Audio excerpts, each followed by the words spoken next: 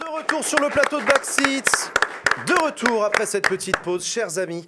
Comme chaque semaine, nous avons le plaisir de recevoir un invité politique de premier plan qui vient répondre à nos questions. Cette semaine, nous recevons le ministre de l'Agriculture et de l'Alimentation, Julien Denormandie. Qu'est-ce qu'il y a? Il a bugué le... Ils sont trompés en régie, pas de problème. Tout va bien. Bonsoir Julien Denormandie. Bonsoir. Comment allez-vous? Très bien. Merci beaucoup pour votre invitation. Merci à vous d'avoir accepté notre invitation. On va parler de beaucoup de choses avec vous cette semaine. Très content de vous accueillir puisque a été votée la politique agricole commune après 3 ans de négo par le Parlement européen il y a quelques jours, quelques semaines. Avant ça, on l'a vu pendant le quiz à la con. Lundi, vous étiez sur le stream pour un tournoi de Farming Simulator. Oui, c'est un truc assez extraordinaire qu'on a organisé. En fait, aujourd'hui, on a un énorme défi dans le monde agricole, c'est de parler agriculture et de parler agriculture auprès des jeunes. On a un défi qui... Pourquoi spécifiquement auprès des jeunes? Parce qu'on a un défi qui est colossal, c'est qu'on a beaucoup plus de personnes qui partent à la retraite dans le monde agricole, dans les métiers de l'agriculture, que nous n'avons de jeunes aujourd'hui qui s'intéressent à ces métiers. Je crois que c'est un agriculteur sur 2 va partir à la retraite dans les 10 ans qui viennent. Je veux pas me dire de bêtises. C'est exactement ça. C'est ces chiffres-là. C'est énorme, ouais. Et en fait, quand vous êtes un responsable politique comme moi, le ministre de l'Agriculture et de l'Alimentation, quand vous vous battez pour mettre en avant la réalité de ces métiers, la beauté, l'intérêt de ces métiers, en fait, c'est vrai que sur les streams habituels de communication, vous touchez que très peu les jeunes. Vous allez sur une émission à la télé ou à la radio, vous touchez que très peu les jeunes. Vous faites des interviews dans les journaux, vous touchez très peu les jeunes. Et du coup, là, c'était une opération du ministère pour inciter les jeunes à faire quoi? Devenir agriculteurs? Et en fait, parler agriculture. Un jour, lors d'un déplacement, quelqu'un m'a dit, mais en fait, il y a un truc aujourd'hui qui cartonne, c'est évidemment le e-sport. Et il s'avère que dans le e-sport, il y a un jeu qui s'appelle Farming Simulator, qui est un jeu de e-sport tourné sur les métiers de l'agriculture. Et on s'est dit, chiche, on fait quelque chose de totalement iconoclaste pour un ministère. On crée un premier tournoi de e-sport autour de Farming Simulator. Et ça a été absolument génial. Ouais, ça a cartonné comme... Il y a eu, à la fin, on m'a dit qu'il y avait eu plus de 500 000 vues lors de la finale. Et en plus, le process a été très sympa, c'est-à-dire qu'il y avait d'un côté des personnes, y compris des professionnels de e-sport, et de l'autre côté, des recrutements avec des jeunes des lycées agricoles. Et vous puis avez n'importe associé qui. les lycées agricoles, la FNSEA Les lycées agricoles, vous savez, à ce moment-là, ils sont très peu syndicalisés, les lycées agricoles surtout. Et à la fin, la finale opposait une équipe de professionnels avec une équipe de lycées agricoles. Ce qui était peu probable à la base, quoi, mais il s'avère que cette équipe de lycée agricole était hyper forte. La finale était très tendue, très sympa. Les métiers de l'agriculteur ont été mis à l'onneur et ça a très bien marché. Et je trouve ça amusant parce que c'est de nouvelles modalités de communication. Parce que, donc, du coup, c'est une opération voilà, pour parler d'agriculture aux jeunes, de communication. L'enjeu pour vous, c'est quoi? C'est que des jeunes s'orientent vers les lycées agricoles, s'orientent vers les métiers de l'agriculture? S'orientent d'abord vers les lycées agricoles. En fait, les lycées agricoles... C'est un truc d'orientation, en fait, pour les... exactement. Okay. Les lycées agricoles, c'est très peu connu, mais aujourd'hui, c'est 200 000 jeunes qui sont à peu près partout sur le territoire. Et en fait, il y a une pluralité de métiers qui est absolument incroyable. Vous pouvez devenir vétérinaire, vous pouvez devenir agriculteur, vous pouvez devenir spécialiste des questions environnementales, vous pouvez devenir data scientist dans les questions de machinisme ou autre. Et vous avez un emploi assuré, il y a un taux d'emploi qui est assuré. Mais c'est vrai que quand vous êtes en 4e ou 3e, on vous parle très peu des lycées agricoles, la réalité. Ouais, c'est vrai qu'on est orienté très rapidement vers les lycées généraux, technologiques, et même quand vous êtes parent, en fait, et que votre enfant vient vous dire « Tiens, on m'a parlé des lycées agricoles », vous dites « C'est uniquement pour devenir agriculteur ». Et parfois, c'est des métiers ou des mondes que vous ne connaissez pas du tout. Et donc, on a créé une grande campagne de com' au début, qui s'appelle Entrepreneurs du vivant. Les entrepreneurs du vivant, ceux qui nous nourrissent, les agriculteurs, les personnes qui travaillent dans l'agroalimentaire. Les chasseurs En tout cas, il n'y avait pas d'image d'eux. Et on s'est dit, on va aller encore plus loin en créant cette compétition de e-sport qui a vraiment bien cartonné. Et j'appelle d'ailleurs tous ceux qui nous regardent ce soir, allez sur entrepreneurduvivant.fr et vous aurez le recensement de tous ces super métiers. Et intéressez-vous à ces métiers du vivant, comme on les appelle. C'est absolument passionnant. Et why not? Vous êtes vous-même, Julien Denormandie, donc aujourd'hui ministre de l'Agriculture et de l'Alimentation. Vous êtes ingénieur agronome de formation. Exactement. Moi, j'ai fait choix il y a 25 ans. Alors que vous êtes urbain, vous êtes... Moi, je suis né dans le Lot, à Cahors, et ensuite, une grande partie, comme le dit mon nom, de ma famille vient de Normandie, figurez-vous. Ah, original. J'aurais dit Bretagne. Et à la limite, ce qui tombe bien quand même. Ouais, je voudrais revenir sur le truc des lycées agricoles parce que c'est vrai que les jeunes, l'image qu'ils vont avoir aussi de ces métiers-là, bon, ça va être peut-être l'amour est dans le pré. On rigole, mais en fait, c'est quoi? C'est une image de l'isolement aussi, voilà, des paysans qui sont isolés, célibataires, etc. Qui ont des santé précaires à cause des pesticides. Qui ont un boulot qui leur prend toute la journée. Et puis au bout d'un moment, ils vont peut-être voir aussi qu'il y a un problème de sursuicide chez les agriculteurs. Comment aussi vous répondez à ça auprès des jeunes? Oui, c'est ça, ça qui rend en fait, c'est ça l'enjeu. C'est ça l'enjeu, c'est-à-dire qu'aujourd'hui, par exemple, personne ne sait que les métiers agricoles, parce qu'ils sont très divers, ce sont des métiers incroyablement innovants. Il y avait un sondage qui m'a beaucoup marqué, enfin une étude qui m'a beaucoup marqué en 2017, pour vous donner juste un exemple. Une étude avait été faite sur où est-ce qu'on utilise dans notre pays les drones. Les drones à des fins économiques, professionnelles, etc. Il y a la police. Figurez-vous qu'en 2017, un drone sur deux était utilisé en agriculture. L'innovation, elle est partout dans ces métiers-là. La modernité, elle est partout. Et ça ne veut pas dire qu'il n'y a pas des difficultés. Ouais. Mais ce que je veux dire par là, c'est que notre société a une image du monde agricole qui n'est pas du tout celle qui est conforme à la réalité.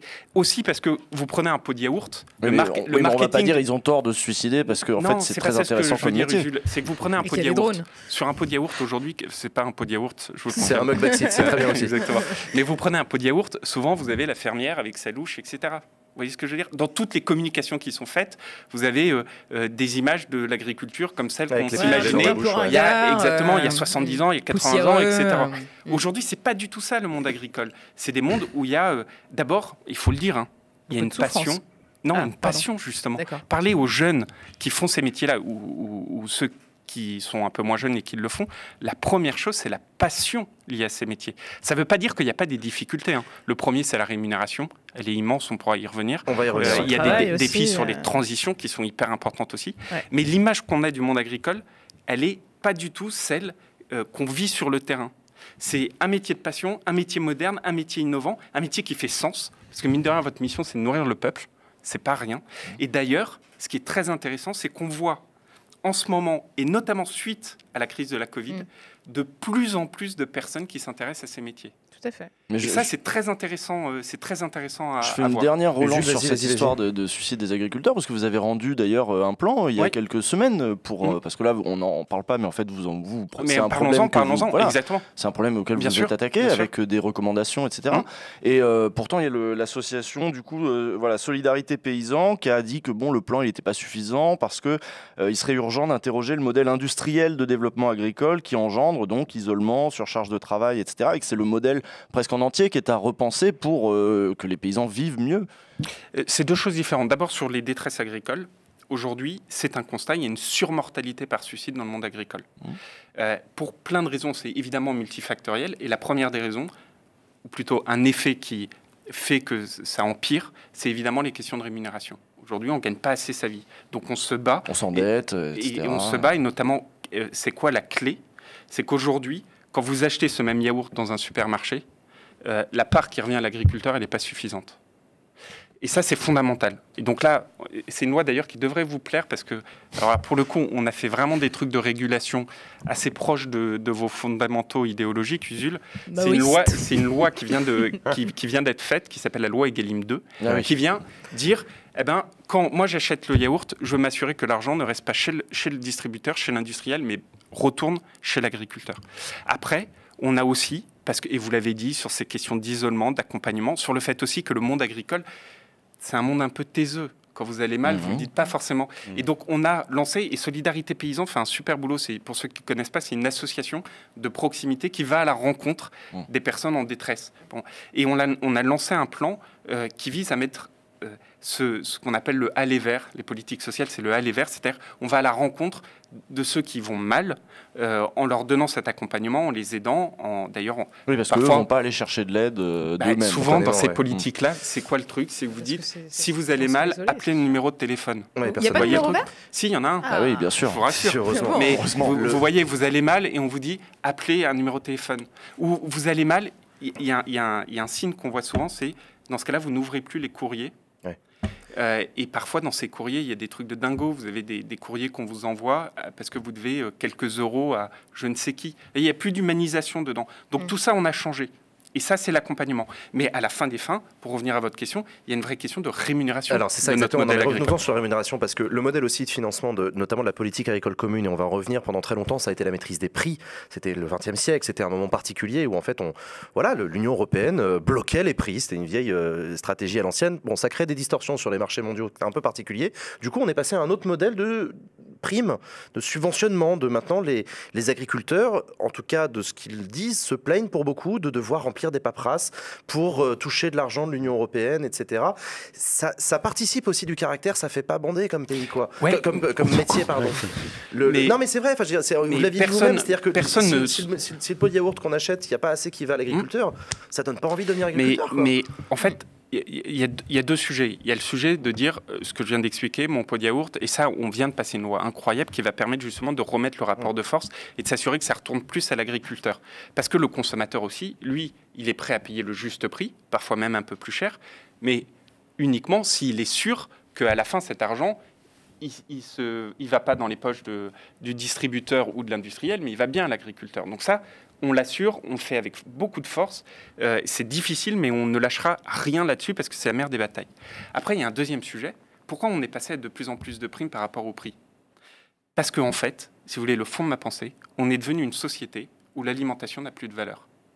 C'est-à-dire ce point est hyper important. Aujourd'hui, l'alimentation, quand vous avez des aliments, ça a perdu sa valeur au fur et à mesure. D'abord, la valeur nutritionnelle. Je suis un peu plus vieux que vous, pas très très plus vieux. Bon, nous, on est une génération, par exemple, des 5 fruits et légumes. On est une génération de la saisonnalité. Moi, j'ai 4 enfants. La saisonnalité, on ne leur apprend pas. Il n'y a plus la valeur nutritionnelle de l'aliment. La valeur environnementale aussi. Aujourd'hui, on demande de plus en plus de transition. Mais on n'achète pas modulo quelques labels comme le label bio. On ne crée pas de valeur pour l'agriculteur sur ces transitions. Ouais. Pourquoi ? Parce que le donneur d'ordre, à la fin, le consommateur, ne voit pas cette valeur alimentaire, y compris environnementale. Et c'est pareil sur le volet économique. Donc on a un énorme problème dans notre société, mais collégialement, c'est que l'alimentation est perçue comme quelque chose... C'est les distributeurs aussi, c'est les distributeurs qui font pression sur les prix. Et à la fin, Jules, il ne faut jamais oublier que le donneur d'ordre, c'est nous. On vote, comme on dit dans le milieu, on vote 3 fois par jour. On peut réguler quand même. Mais alors la régulation, si on appelle juste le consommateur, voilà, en fait, avec la consommation, ce qui se passe, c'est qu'il y a aussi une consommation à 2 vitesses. Il y a des gens qui ont le temps et les moyens d'investir, y compris dans le bio, etc., et d'acheter leurs aliments plus chers. Et on se retrouve avec l'agriculture conventionnelle. Sociale qui est énorme. Voilà, on a l'agriculture conventionnelle pour tout le monde, et puis ceux qui ont les moyens d'avoir leur petite agriculture de proximité. Et même c'est ça le pouvoir au consommateur, c'est que tout le monde n'a pas le même pouvoir du coup. Entre les deux, et vous l'avez abordé succinctement, mais vous avez raison, entre les deux, au-delà même du label ou pas label, entre les deux, il y a est-ce que j'ai le temps de pouvoir cuisiner et en fait, d'ailleurs, souvent quand vous avez le temps de cuisiner, ça vous coûte moins cher d'acheter des produits frais locaux que vous cuisinez que d'acheter du produit surtransformé, industrialisé, tout fait que vous achetez. Mais l'inégalité sociale face à la possibilité de cuisiner, elle est réelle aussi. Mais face à ça, qu'est-ce que vous faites ? Est-ce que vous dites tant pis, c'est pas grave, ça fait qu'on tire tous les prix vers le bas et on ne fait pas de différence ? Ou est-ce que d'un côté, vous faites des politiques sociales pour lutter contre cette inégalité sociale alimentaire et une politique en faveur de notre modèle agricole en disant on redonne cette valeur à l'alimentation telle qu'elle le mérite, parce qu'on a eu c'est ça qui est incroyable, on a une des agricultures les plus durables au monde. Oui, mais les rapports de force, avec les géants de la grande distrib, et en France quand même, il y a Carrefour qui est dans le monde entier, Leclerc, etc. Il y en a 7 en tout. La France est quand même dominée par ces acteurs. On le voit notamment dans le discours par rapport, dans le rapport de force par rapport au gaspillage alimentaire. Enfin, ils ont quand même une force qui est très difficile à contrer, notamment lorsqu'on est au gouvernement. Vous pouvez pas dire le contraire quand même. Mais vous avez 1000 fois raison. Et d'ailleurs, c'est un rapport de force. Eux, ils appellent ça une guerre des prix. En fait, une relation commerciale, c'est un combat. Il ne faut pas se leurrer. Et d'ailleurs, c'est très intéressant parce que ce constat, on le fait depuis longtemps. Et puis leurs méthodes peuvent être parfois extrêmement dures avec les producteurs. Hyper dures. Ouais. En méthode, on peut le faire depuis longtemps. Il y a eu, si je prends du recul, il y a eu une faute politique faite en 2008 qui est monstrueuse. En 2008, vous vous souvenez, quinquennat du pouvoir d'achat. Ouais. Nicolas Sarkozy, tout ça, ouais. 2008, il y a une loi qui est passée et qui dit, c'est incroyable, au titre du pouvoir d'achat des Français, on dérégule, le terme est employé, on dérégule ces relations commerciales entre la grande distrib, les industriels et les agriculteurs. Le truc est voté, 2008, balayant d'un revers de la main la structuration et la protection qu'on avait jusqu'alors pour les agriculteurs. Qu'est-ce qui s'est passé? Eh ben, la grande distrib qui est 10 fois plus puissante que l'industriel, qui lui-même 10 fois plus puissante que l'agriculteur, ils ont dit, bah, c'est pas grave, nous, on va tirer vers le bas, tirer vers le bas, tirer vers le bas. On est rentré dans la guerre des prix. Et à la fin, c'est quoi la conséquence? C'est que nos agriculteurs n'ont plus la capacité de se rémunérer. Et qu'est-ce qui se passe? On importe des produits qui sont faits avec des normes qu'on n'autorise pas chez nous. Bon, qu'est-ce que nous, on fait en 2017? On dit, on revient là-dessus et on remet de la régulation. Donc, régulation des prix. Régulation du comportement entre les uns et les autres. C'est-à-dire la répartition du... On n'administre pas le prix, c'est pas moi qui vais fixer le prix d'une côtelette d'agneau, ce serait dément. Mais par contre, on rigidifie la relation et on contrôle les plus puissants. Oui, parce qu'ils avaient vraiment des méthodes... Oui, non, c'est vraiment agressif, bien sûr. Puis par ailleurs, on se souvient de la crise du lait, on se souvient des producteurs laitiers qui renversaient du lait devant les préfectures. Ça avait marqué l'esprit des Français, ça c'était un truc assez important, notamment parce que voilà, les producteurs laitiers n'en pouvaient plus, enfin, ils avaient vraiment plus de pognon. Et donc, si je peux juste terminer là-dessus, ensuite Gaspard, une question. En 2017, quand on arrive, on fait une première loi qui s'appelle la loi Egalim. Et là, on dit, on change l'état d'esprit, c'est-à-dire que le prix du yaourt, maintenant, il sera constitué à partir du prix du lait. Très, très bien. Sauf que la loi, elle dit, on le fait, mais on le fait avec la confiance des acteurs. La main sur le... c'est-à-dire que la loi, elle disait, par principe, le yaourt, le prix du yaourt sera fondé sur le prix du lait. Par principe, vous avez des lois de principe. Et tout le monde, à cette époque, tous, dans la chaîne alimentaire, disaient « Ok, on le fait, la main sur le cœur ». 3 ans après, ils ne le faisaient pas. Et donc, qu'est-ce que je fais, moi, quand j'arrive il y a un peu moins de 2 ans au ministère? J'ai la confiance, en fait, dans la relation commerciale, ça ne marche pas. Non, c'est le rapport de force. Oui. Et donc, comme c'est un rapport de force. Et donc là, on a fait une deuxième loi, ce qui est très rare pour un même gouvernement sur un même sujet. Vous êtes revenu sur la loi Egalim. On est revenu sur la loi, on a fait une deuxième loi qui s'appelle la loi Egalim 2. Et là, on a mis une loi de régulation qui, encore une fois, plairait aux idéologies d'Usul. En parlant de promesses, Julien de Normandie, moi j'ai une question pour vous sur le glyphosate. Ouais. Emmanuel Macron avait promis qu'il interdirait le glyphosate en 2021, glyphosate qui est donc très controversé. Il a finalement dû rétropédaler, estimant qu'il risquait de tuer l'agriculture française si on venait à interdire totalement le glyphosate, et ce de manière aussi rapide. Il a dit aussi, quand on veut lutter contre les pesticides, c'est l'Europe le bon niveau. Et qu'on ne pouvait pas gagner la bataille seul si on n'a pas les autres pays européens avec nous. Et bonne nouvelle, j'imagine, ça tombe bien, à partir du 1er janvier débutera la présidence française de l'Union européenne. Est-ce que interdire le glyphosate à l'échelle de l'Union européenne, ça peut être un des grands enjeux de cette présidence française justement qui arrive à J'ajoute un élément de contexte quand même, c'est le moment où il faut renouveler justement l'autorisation pour le glyphosate à partir de fin décembre. Julien de Normandie. Sur ce sujet du glypho, comme de manière générale des pesticides, oui, je confirme, il faut que ce soit des décisions qui soient prises au niveau européen. Pourquoi? Parce qu'on est dans un marché commun. Et donc, si vous avez une distorsion de concurrence au niveau européen sur l'utilisation que vous avez de faire votre agriculture, à la fin des fins, eh ben, c'est celui qui a le plus de distorsion qui finit par ne pas s'en sortir. Bon. Donc oui, ces sujets-là, de manière générale, comme on est dans un marché commun, il faut que ce soit porté au niveau européen. Ensuite, sur le glyphosate. La question, elle est beaucoup plus dure, mais beaucoup plus dur et complexe qu'un simple tweet ou une simple position. Qu'est-ce qu'on fait? Il faut réduire là où c'est possible, et par contre, il y a des cas où c'est pas possible. Je vous donne juste un exemple, mais qui est un truc qui n'est pas su. Et c'est pour ça que permettez-moi de l'expliquer. Il s'avère que, si je vous fais un test ici, vous me dites, et que je vous demande où est-ce qu'on capte le carbone, vous allez me dire... la forêt, les champs. Et voilà, la forêt. En fait, là où on capte le plus le carbone, c'est dans les champs. C'est dans le sol, et de très loin. La rétention, oui. Et de très loin. Bon. C'est une agriculture qui s'appelle l'agriculture de conservation. Ça veut dire quoi? C'est pour ne pas libérer le carbone, vous ne labourez jamais votre terre. Donc vous mettez une culture, vous ne la labourez pas, et vous mettez une deuxième culture. Comment vous faites pour faire ça? Entre deux cultures, vous êtes obligé de désherber. C'est impossible sinon. Il n'y a pas de solution. Ce n'est pas possible. Et donc, je vous inverse la question. Sur ce type d'agriculture, par exemple, qui représente quasiment 20% de notre agriculture aujourd'hui, le jour où vous arrêtez le glyphosate, vous relâchez dans l'atmosphère... C'est ça qui absorbe tout le CO2, c'est les 20% là de... Donc, et c'est si important que ça. Ah, c'est énorme. L'agriculture de conservation, c'est énorme. Pourquoi c'est énorme? Parce que le sol, c'est ce qu'on travaille en agriculture, donc c'est ce qu'on protège.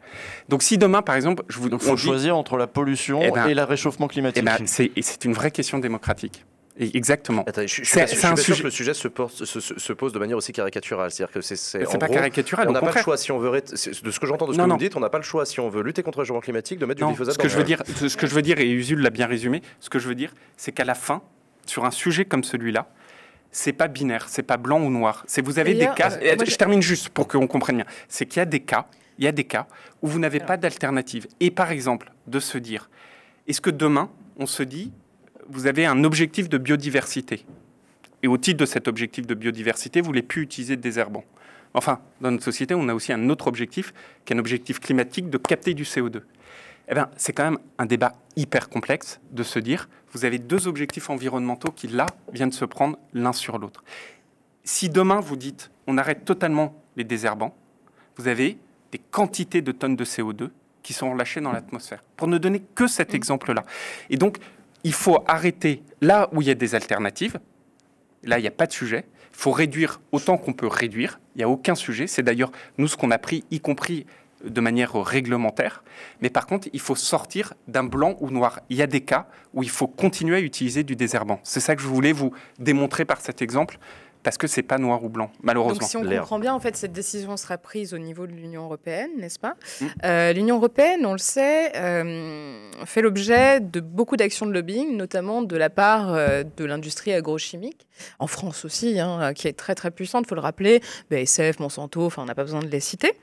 Il se trouve que un rapport d'une association pointe en novembre, qui a été publié en novembre de cette année, 2021, montre que 99% des études scientifiques n'avaient pas été prises en compte par les instances européennes. Qu'en fait, la lecture de la question du glyphosate est excessivement biaisée et que la part en fait, du travail des lobbies à Bruxelles est dramatique. Comment vous pouvez vraiment avoir le sentiment de juger et de prendre des décisions vraiment en toute liberté et vraiment de manière très objective quand on voit des choses pareilles? Mais, alors déjà, vous aurez remarqué que ce que je vous ai dit là sur l'utilisation du désherbant, d'un glypho ou d'un autre, n'est pas relatif à ces études que vous évoquez. Là, j'avais une approche qui est purement agronomique, mais qui est très importante parce que c'est complexe. Vous avez des objectifs, y compris environnementaux. Je ne remettais pas ça en question, voilà. Je parlais juste du niveau de décision qui est... De manière générale, il y a deux autorités de contrôle partout. Il y a l'autorité au niveau européen, qui est d'ailleurs la même qui est celle qui travaille aujourd'hui sur la Covid, etc., ce qu'on appelle l'EFSA. Ce nom est devenu connu du fait de la Covid. Et puis nous, on en a une autre qui s'appelle l'ANSES. Et donc, tout produit, et ça c'est très important à voir aussi, souvent on pointe du doigt les agriculteurs en disant ils utilisent ça, ça ou ça. Mais tout produit aujourd'hui utilisé par un agriculteur est un produit qui a la double validation. La double validation. C'est bien, c'est pour vous qu'on pose la question, pas aux agriculteurs. Et donc, moi si vous remettez en cause un tel ou un tel, moi j'ai de toutes les manières toujours cette double validation entre le niveau européen et le niveau national. Petite question, il faut faire attention quand même. La procédure de validation de l'ANSES, ça fonctionne comment? C'est des experts de l'ANSES. On leur pose des questions très précises en disant, typiquement, sur le glyphosate, on leur a demandé de revoir les quantités utilisables pour qu'elles soient les plus proches possibles des besoins réels. Et donc, elles ont quasiment réduit par deux beaucoup d'utilisation dans des cas où on n'avait pas d'alternative, comme celui que je vous ai exposé. Et il n'y a aucune intervention de la part des industriels à ce niveau-là? Non, mais après, c'est comme tout dans la vie. Moi, je vous dis que non, parce que j'ai confiance dans ces autorités sanitaires. Moi, je suis pas de ceux qui sont sur... Est-ce que des lobbies existent? Oui, ça existe partout, des lobbies. Mais ça existe dans tous les secteurs. Oui, tout à fait. Mais c'est pour ça que je vous pose la question. Parce que un responsable politique... Au niveau du médicament, il y a l'intervention de ce qu'on appelle ceux qui sont, mais je pense qu'il faut arrêter responsables de l'accès au marché et qui vont négocier directement avec l'Agence nationale je pense pour le prix des médicaments. Je pense que comment ça se passe pour je pense que le politique, il doit avoir une responsabilité, c'est-à-dire toute décision qu'il prend, il doit le prendre prendre de manière éclairée et être conscient des pressions ici ou là, etc. Après, moi, je pense qu'il faut faire attention de ne pas tomber non plus dans une dérive d'une société de suspicion. C'est pas une société de suspicion. On sait très bien que le poids de l'agroalimentaire et de l'industrie agrochimique au niveau des lobbies est très très fort. Je vais vous donner un autre truc pour vous montrer l'état d'esprit. On peut aller sur le répertoire de la HATVP et voir le nombre de thunes qu'il lâche chaque année. Hein. C'est terrible. Le syndicat, le lobby européen. Vis-à-vis de qui sur la HATVP? Pas sur les autorités de régulation des intrants. Non, bien sûr. Mais parce que la HATVP, c'est des personnes politiques. C'est transparence dans la vie publique. Le répertoire des représentants d'intérêt, ça vous parle? Ah, le truc sur les lobbyistes à l'Assemblée nationale. Sûr, non, pas à l'Assemblée nationale. C'est le répertoire des lobbies, oui. Non, c'est le répertoire des lobbies de la HATVP où les lobbies sont obligés de faire état de leurs actions chaque année. C'est très détaillé et on peut même voir les montants qui dépensent eux pour faire des trucs d'influence. Des actions je vais donner un autre exemple pour vous montrer l'état d'esprit qui est le nôtre. Aujourd'hui, quand vous êtes un agriculteur, vous êtes conseillé par des personnes. Okay. Ces personnes qui vous conseillent, c'est notamment, vous en êtes même membre, c'est ce qu'on appelle les coopératives. Et dès le début du quinquennat, d'ailleurs, on a décidé quelque chose qui peut paraître de bon sens, c'est qu'aujourd'hui, vous aviez des conseillers qui étaient aussi vendeurs. Alors c'est sûr que quand votre conseiller, il est aussi vendeur, il a tendance plutôt, naturellement, à vous conseiller quelque chose qui peut vous vendre. Bon. Dès le début du quinquennat, on a dit par exemple ça, c'était d'ailleurs une promesse de campagne d'Emmanuel Macron, on dissocie, vous devenez soit conseiller, soit vendeur. Bon. Je pense que c'est des décisions qui sont encore plus fortes que quelconque lobby ou autre, parce que vous allez directement à la racine et de la vie pratique des gens. Voilà. Je le disais en introduction de cet entretien, la nouvelle politique agricole commune vient d'être votée par le Parlement européen. C'est une politique agricole commune qui va jusqu'en 2027. On parle de 386 milliards d'euros sur 7 ans qui vont venir soutenir les 6 millions d'agriculteurs européens. Il y a pas mal de nouveautés dans cette nouvelle PAC. C'est une PAC qui est censée soutenir les objectifs du pacte vert européen, le European Green Deal. Très critiqué par les écolos qui le trouvent insuffisant, on va en parler. Il y a aussi des nouveautés en termes de stratégie et d'organisation. Il y a l'arrivée des éco-régimes, par exemple, qui va permettre aux agriculteurs de toucher des primes dès lors qu'ils font rentrer leur exploitation dans une logique de préservation de l'environnement, notamment de biodiversité, de climat. Je veux bien qu'on explique les éco-régimes, j'ai pas tout compris, j'avoue. On essaie de bosser les trucs, et l'autre truc ensuite, parce que c'est aussi ça qui vous concerne directement, c'est les stratégies nationales. La France et tous les pays européens ont désormais une strate nationale, une déclinaison en fait nationale de la voilà, ce qui fait que... Ce qui est quand même moins une politique agricole commune. Exactement, ça pose un vrai problème, et c'est ma première question, mais après on reviendra sur les éco-régimes. Il y a quand même un problème sur... Enfin, je comprends l'idée d'avoir des stratégies nationales d'adaptation de la PAC, ça peut être important pour éviter le carcan, et en même temps, on sait très bien qu'il y a des pays qui ne vont pas jouer le jeu, notamment des pays d'Europe de l'Est, qui ne vont pas jouer le jeu des stratégies nationales de la PAC, qui ne vont pas aller vers la transition écologique. On parlait de distorsion de marché tout à l'heure, putain. D'abord, le premier enjeu, c'est que... Il y a 3 ans, comme vous l'avez dit, Jean, tout à l'heure, il y a 3 ans, quand on rentre dans la négociation de cette politique agricole commune, pour ceux qui nous écoutent, c'est vraiment comment l'Europe investit et finance l'agriculture européenne. Il y a 3 ans, il y a beaucoup de pays qui disent, en fait, on veut réduire massivement notre soutien aux politiques agricoles parce qu'on veut faire d'autres choses. Bon.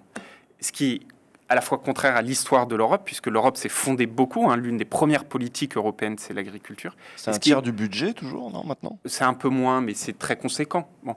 Mais en se disant, surtout, pour moi, quelle plus grande souveraineté que celle de la souveraineté alimentaire. Je veux dire, si on devient tributaire des États-Unis ou de la Chine sur notre alimentation, on est chez les fous. Non, mais donc la première bataille, et ça a été une énorme bataille, ça a été de faire en sorte que l'Europe investisse autant qu'elle ne le faisait avant. On l'a gagné, cette bataille. Dans les années 70.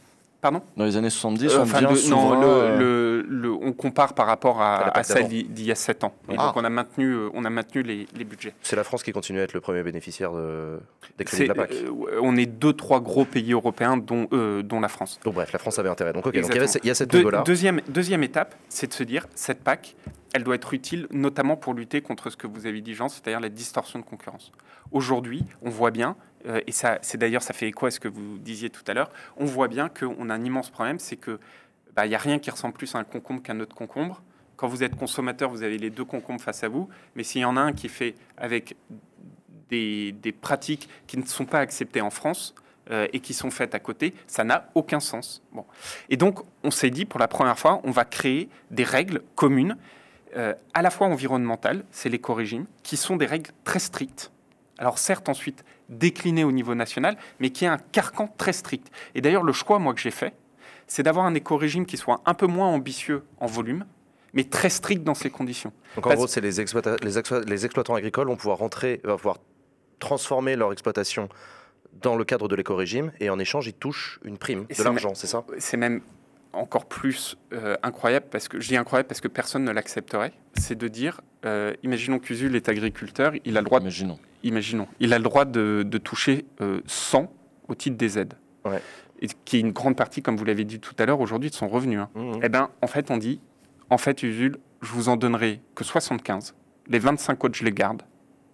Et je ne vous les donne que si, soit vous me démontrez que vous avez déjà fait tous les efforts nécessaires. C'est pas que du bonus. Non. Soit vous me démontrez que vous avez déjà fait tous les engagements, soit vous allez en faire des engagements supplémentaires. Alors, dans les éco-régimes, imaginez. C'est conditionné, quoi. Exactement. Imaginez quel secteur d'activité, y compris vous, si demain, vous êtes pour beaucoup votre propre employeur, mais si demain votre chef, il vous dit, en fait, une grosse partie de votre salaire, eh bien, je vous en garde 25% et je ne vous les rends que si vous changez votre comportement. Eh ben, ça, on le fait dans le monde agricole. Ça concerne combien de pourcentage du coup des budgets, les éco-régimes? J'ai lu que l'industrie pétrochimique militait pour que ce soit plutôt 20, alors que d'autres parlaient de 30, 40%. C'est 25%. C'est 25. On est assez proche de ce qu'ils avaient demandé. Vous avez dit on fait moins en volume, mais plus exigeant, et eux, ils voulaient moins en volume. En fait, certains voulaient 30, d'autres voulaient 20. D'autres voulaient 40.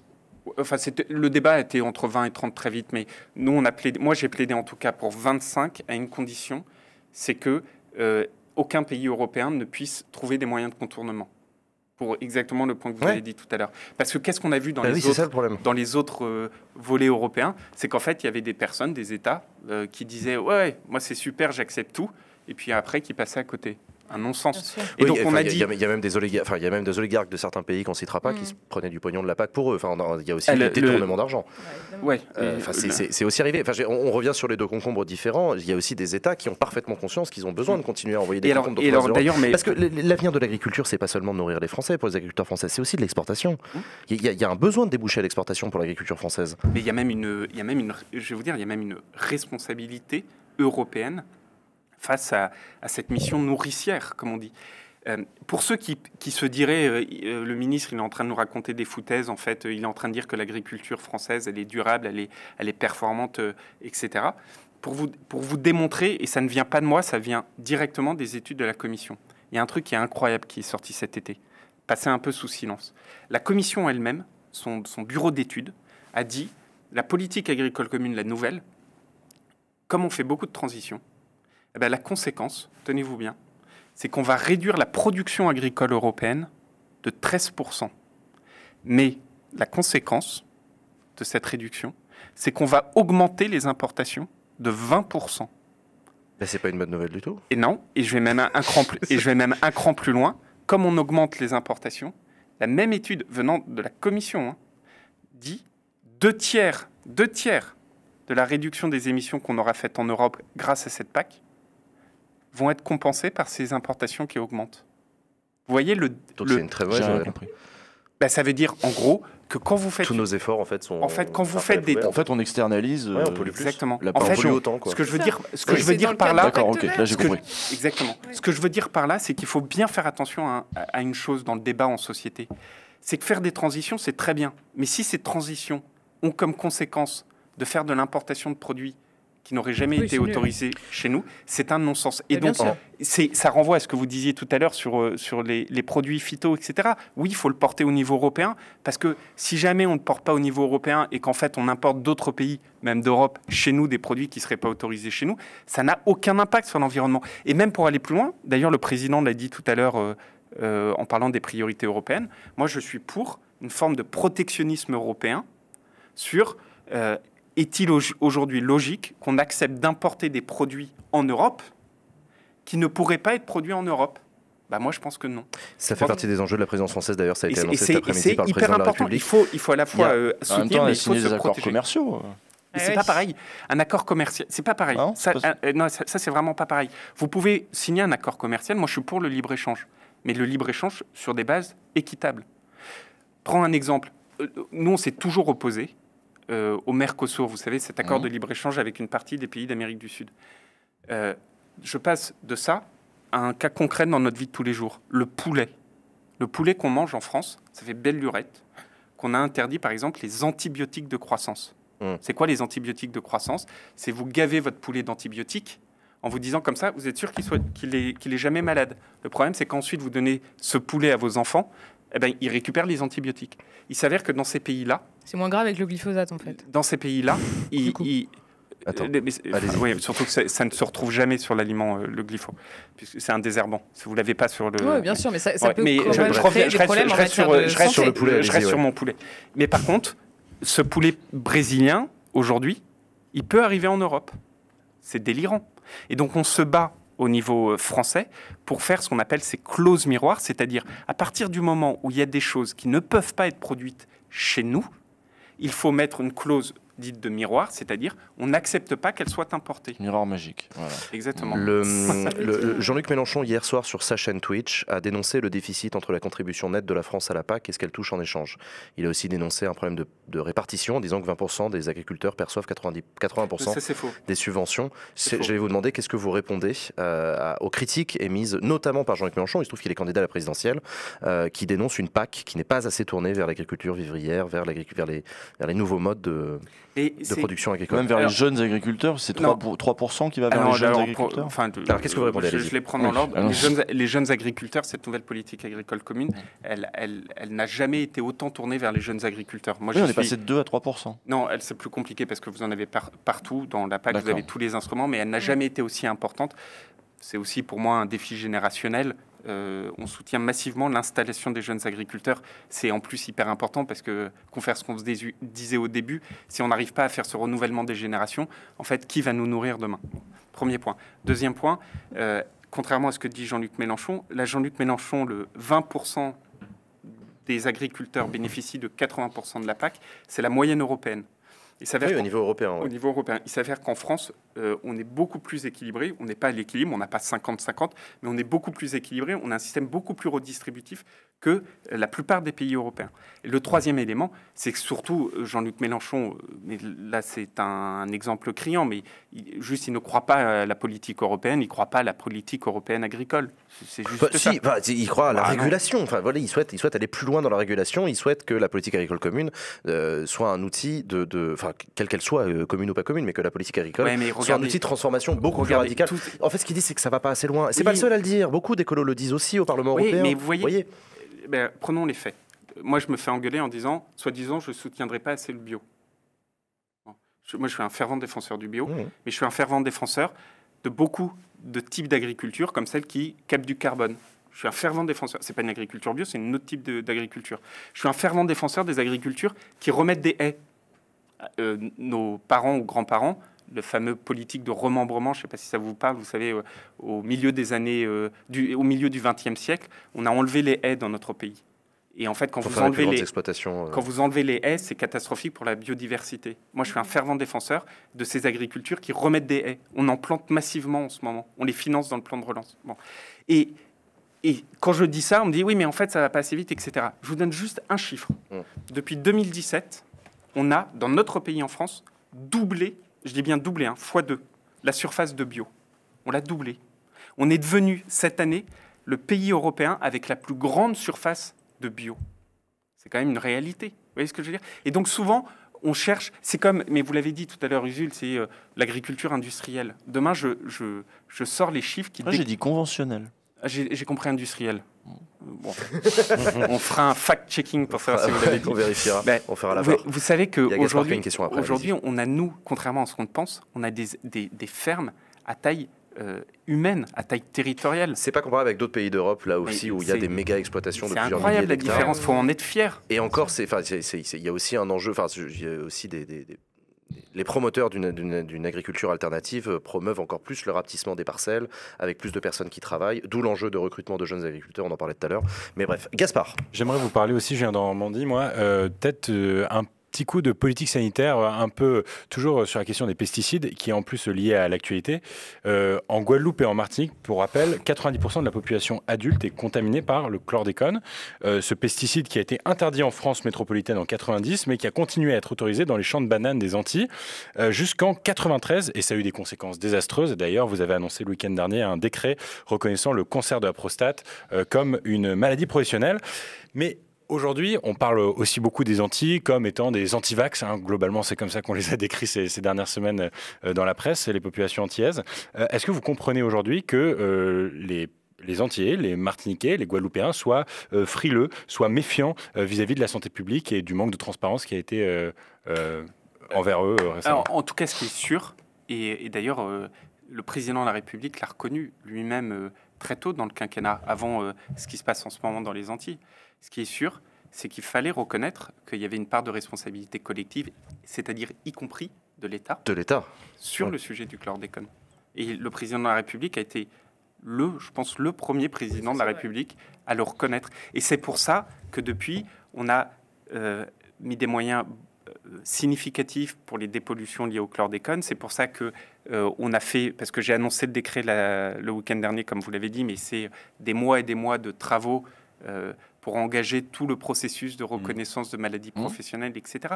Mais c'est vrai qu'aujourd'hui, ce sujet du chlordécone est un sujet qui est très prégnant dans toutes les conversations. Ouais. C'est une évidence. Et donc, c'était important qu'il puisse y avoir cette reconnaissance. Et vous les comprenez ce qui est sûr, c'est que cet élément est un élément de contexte ambiant qui ne peut pas être nié.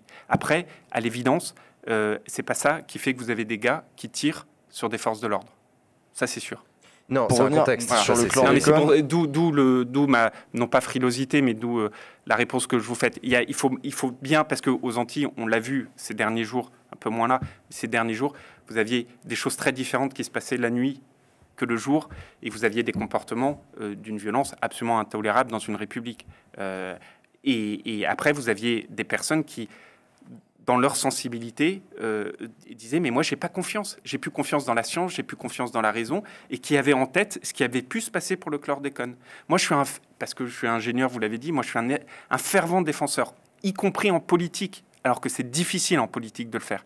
Moi, je suis un défenseur de remettre de la science et de la raison dans les débats. Et donc, ce qu'on a fait, par exemple, sur cette reconnaissance du chlordécone, à mes yeux, était très important. Justement, vous avez parlé de responsabilité collective sur cette question du chlordécone, où on a autorisé du coup les exploitants à vider leur stock, à continuer. Bon, vous avez dit une responsabilité de l'État, donc ça veut dire que l'autre part de responsabilité, ce sont ces exploitants. Il est prévu des réparations. Ces exploitants-là qui ont fait du bénéfice à ce moment-là vont participer à ces réparations s'il y a réparation, ou encore une fois, du coup, l'État va payer seul pendant que ceux qui se sont gavés se sont gavés. Mais Jules, tout est plus compliqué que ça. J'imagine, c'est toujours plus compliqué. Non, ce que je voulais dire par là, c'est que... Non, parce que déjà, c'est effectivement... comme vous l'avez très bien expliqué... Parce qu'ils ont fait du bénéfice et ils ont empoisonné. Bon. Oui, mais enfin bon, on ne va pas réécrire l'histoire aujourd'hui. L'histoire, elle est telle qu'elle est. Ce qui était important, parce que moi, je suis État, ce qui était important, c'est que l'État reconnaisse sa part de responsabilité. Je pense que c'est ça qui était très important. Après, effectivement, les processus d'indemnisation au titre de maladies dites professionnelles, c'est des dispositifs qui sont gérés par l'État. Vous parlez de dépolluer. On pourrait imaginer que ceux qui se sont en effet enrichis à ce moment-là participent à ce financement du. Je pense que comme le pollueur-payeur. Voilà, je pense que enfin, en tout cas, moi, je vous dis en tant qu'État, je pense que le point qui était très important, qui était attendu et qui était très à la différence des quinquennats précédents, c'est que l'État est tenu ces propos-là. Et je peux vous dire que c'est très fort. Bon. Après, ça doit être aussi un enseignement pour l'avenir sur tous ces sujets. Si mais évidemment, c'est plus complexe que 5 minutes de discussion sur un plateau au regard des commissions d'enquête. Il nous reste quelques minutes. Dommage. Je voulais aborder avec vous aussi un sujet sur l'alimentation. Vous en parliez tout à l'heure de la politique alimentaire. C'est de plus en plus en train de devenir un débat public autour, par exemple, du bien-être animal, du consommer de la viande. Le mouvement vegan prend de l'ampleur. Le maire de Lyon a annoncé le retrait du foie gras à la mairie de Lyon, ce qui peut paraître anecdotique, mais qui en fait rappelle l'importance pour beaucoup de gens, y compris des lecteurs et de consommateurs, de l'importance du respect du bien-être animal. Est-ce que c'est une évolution que vous regardez d'un bon œil ou est-ce que ça vous inquiète? Alors moi, j'ai une responsabilité, c'est que je suis garant, comme je suis ministre aussi de l'alimentation, je suis garant de ce qu'on appelle les bonnes pratiques alimentaires.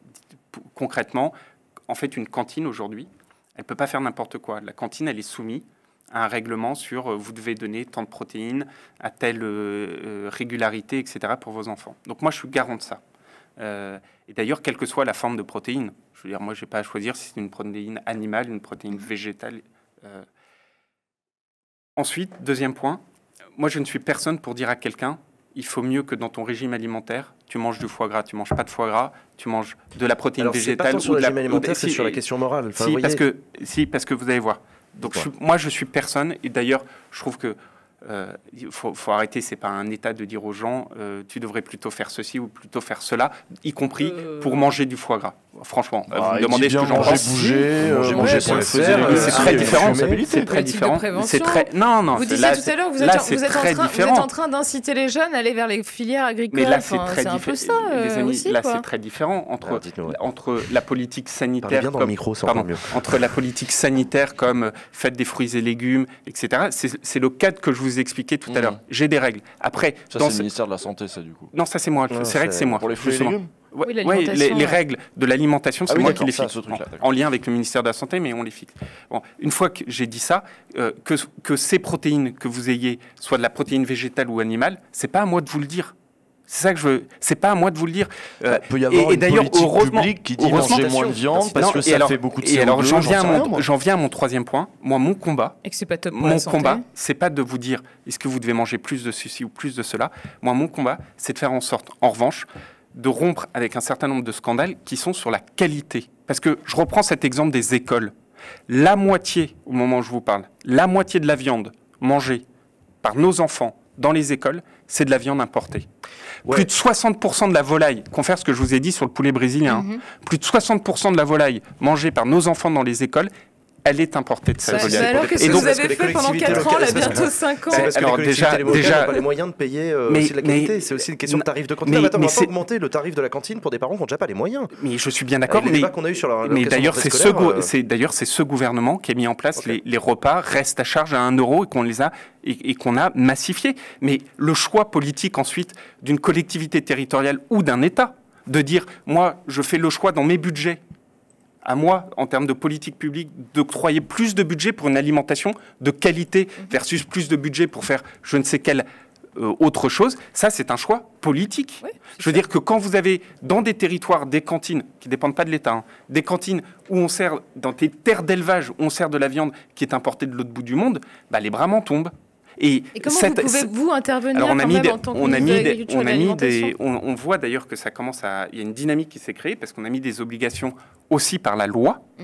On dit aujourd'hui qu'il y ait au moins 50% dans les achats, par exemple dans les cantines, et au moins 50% d'achats de produits sous label bio, label rouge, etc. etc. Et d'ailleurs, moi, j'ai tenu à ce que cette obligation, pour que l'État donne l'exemple, cette obligation qui est 50% en 2022, dès 2024, passe à 100% pour l'État. C'est bien. Voilà, pour créer cela. Et ce que je veux dire... Qu'est-ce qui va payer ?